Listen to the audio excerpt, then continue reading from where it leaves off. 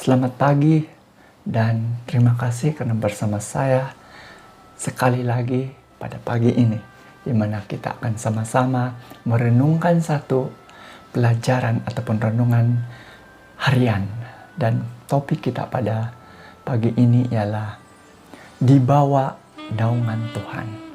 Siapa yang tidak ingin dilindungi oleh sayap dan naungan Tuhan? Sudah pastinya kita rindukan itu. Dan ayat intinya tercatat di dalam Mazmur 17 ayat 8 yang mana mengatakan, peliharalah aku seperti biji mata, sembunyikanlah aku dalam naungan sayapmu. Mata adalah bagian tubuh manusia yang sangat penting dan berharga. Alkitab menulis mata adalah pelita tubuh, seperti yang dicatat dan ditulis dalam Matius 6 ayat 22. Berbagai upaya dilakukan untuk menjaga dan melindungi mata dari segala macam gangguan, seperti debu, tusukan, dan tak satu pun orang yang kita izinkan untuk menyentuh mata kita. Kecuali sewaktu membuang ataupun membuka selumbar dalam mata kita, baru kita benarkan orang menyentuh mata kita, bukan? Oke, saudara-saudara semua, kita teruskan renungan pagi pada hari ini. Jadi tak terbayangkan bila kita memohon kepada Tuhan agar kita dipelihara seperti biji mata.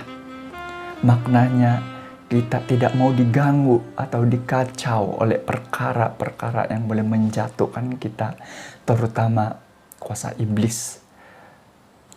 Dan seperti tertulis, siapa yang menjamah kamu berarti menjamah biji matanya. Dalam Zekaria 2 ayat 8. Tidak sembarang orang berani berkata kepada Tuhan agar memeliharanya seperti biji matanya apabila ia tidak memiliki hubungan yang karib seperti Daud. Daud berani berkata demikian karena ia memiliki kedekatan dengan Tuhan, sehingga Daud sentiasa mempersilahkan, membenarkan Tuhan untuk menyelidiki hatinya, yang bermaksud tidak ada sesuatu pun yang tersembunyi antara Daud dan Tuhan. Dan Daud menyadari bahwa setiap organ di dalam tubuh tiada yang tersembunyi bagi Tuhan, dan termasuk hatinya.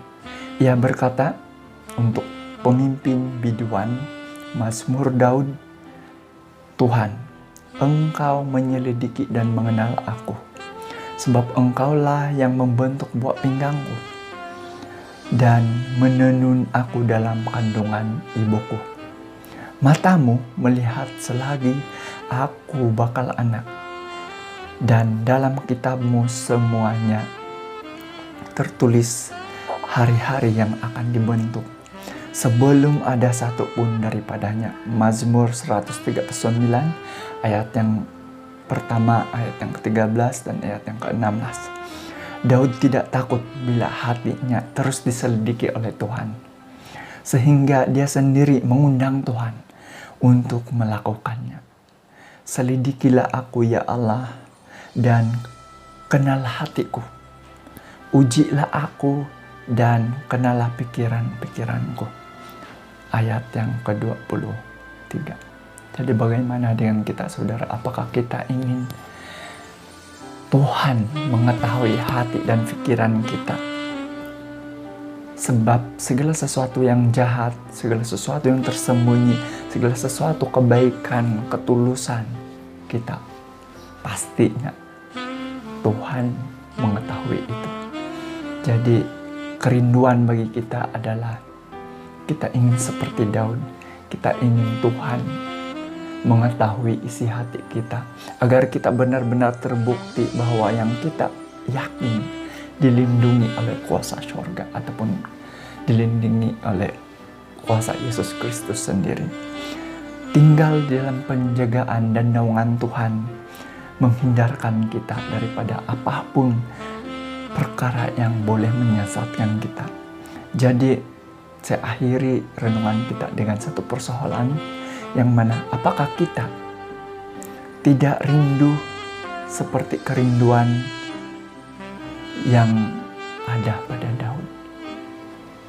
Ingin Tuhan menyelidiki hati kita dan kita akan menyerahkan itu. Dan Tuhan mengetahui masa depan kita.